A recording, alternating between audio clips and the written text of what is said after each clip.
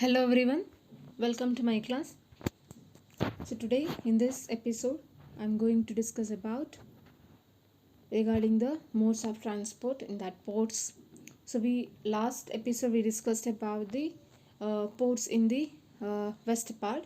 So then today we'll move on to which are the ports that is in the east part. Ports on the east coast, there are first one Tuticorin.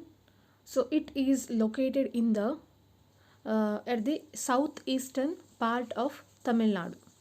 Okay, Tuticorin. So it is situated in where that is in southeastern part of Tamil Nadu, and this is one of the famous port on the east coast. And second one, Chennai. Chennai, here it is located in Tamil Nadu. This port is located in Tamil Nadu and it is one of the oldest port. Okay, one of the oldest port is what? That is located in Chennai and it has an artificial harbour. Okay, remember, so it is located in Tamil Nadu and it is one of the oldest port and it has an artificial harbour. And third one port, that is Ennore. So it has been developed to reduce the pressure of traffic on Chennai port. So in order to reduce the traffic on or heavy traffic on Chennai port, so this Ennore port has been set up.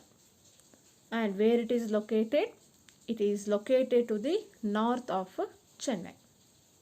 Okay, once again, so Ennore, it is located to the north of the Chennai and it has been developed. Why? Because to reduce the pressure of traffic on Chennai port. And next one, Visakhapatnam. So Visakhapatnam port, it is one of the deepest landlocked and protected port. Okay, one of the deepest landlocked and protected port is Visakhapatnam port and it is located on the coast of Andhra Pradesh. Okay, so Visakhapatnam, so it is located on the coast of Andhra Pradesh. So this is what the Visakhapatnam. And next one, Paradip. So it is located in Mahanadi Delta in Odisha and this is where it is we can find out, that is in the Odisha.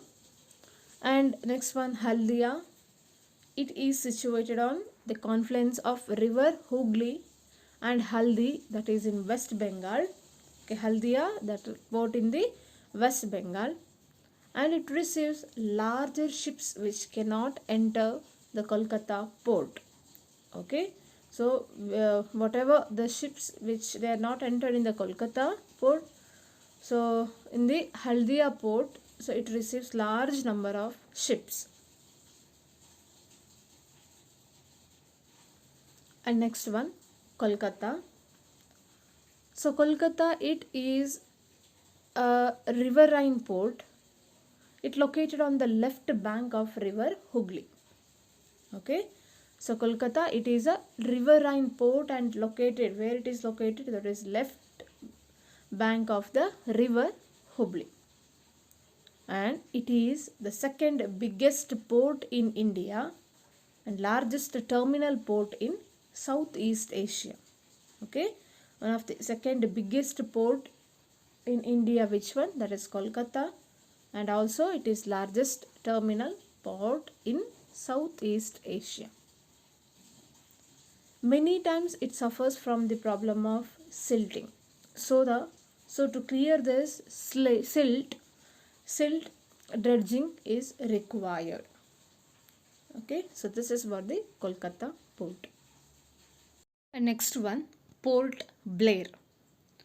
So it is situated in Andaman Nicobar Islands and which is one of the union territories of India. Okay, so Port Blair, it is situated in where? Andaman Nicobar Islands, and which is one of the Union territories of India.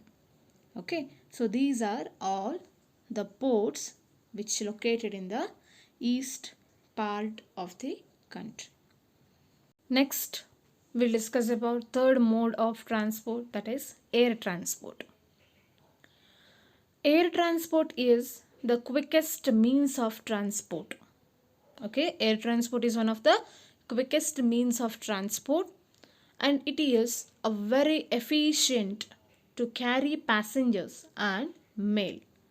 One of the very efficient, we can say that efficient mode of transport, that is to easily carry the passengers and also mail.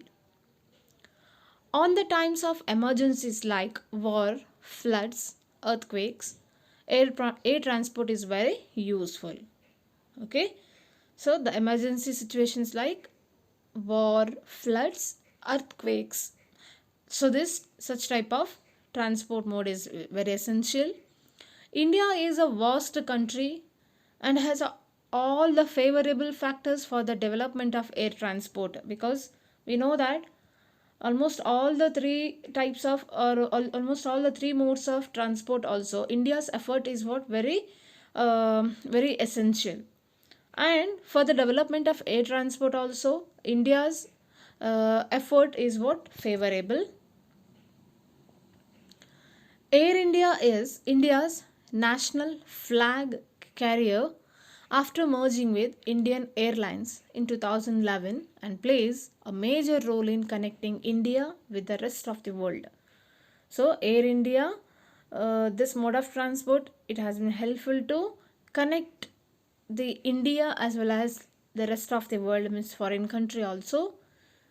Recently, air transport was in the public sector. So this is one of the public sector. But now there are private air transport companies holding permits for non-scheduled services, that is Jet Airways, Sahara Airlines, Paramount Airways, etc. That means actually this Air India, so this transport was one of the public sector, but nowadays what happened? Few of the private air transport companies, so they holding permits, that is for the non-scheduled services, like they'll giving jet services, Jet Airways, Sahara Airways, as well as the Paramount Airways. So then let's see about airports. There are 141 airports in India, of which 28 designated international airports, 88 domestic airports, and 25 civil enclaves at defense airfields. Okay, there are 141 airports in India, remember, out of which 28 is what? Designated international airport, 88 is what? Domestic airport, and 25 is what? Civil enclaves at defense airports. The Airport Authority of India, AAI, which manages these airports. Then now see about what are the important international airports. Some of the international airports, that is Indira Gandhi International Airport, Delhi, Chhatrapati Shivaji International Airport, Mumbai, Netaji Subhash Chandra Bose International Airport, Kolkata, Anna International Airport, Chennai, Kempegowda International Airport, Bangalore, Rajiv Gandhi International Airport, Hyderabad, Sri Guru Ramdas JEE International Airport, Amritsar, Lokpriya Gopinath Bardoloi International Airport, Guwahati, Baiju Patnaik International Airport, Bhubaneswar, Sardar Vallabhbhai Patel International Airport, Ahmedabad, Veer Savarkar International Airport, that is Port Blair, Dr. Baba Saheb Ambedkar International Airport, Nagpur. and Zaruki International Airport, that is in Shillong. Last one, Lal Bahadur Shastri International Airport, Varanasi. So these are all the international airports located, and also in this we can observe that what the country's role to develop the air surveys, or sorry, air transport or the airways, that is very essential. And by the way of this mode of transport, and it also helpful to connect the all over the world. Okay students, so remaining part we will discuss in the next episode. So here we completed all the three modes of transport. Thank you.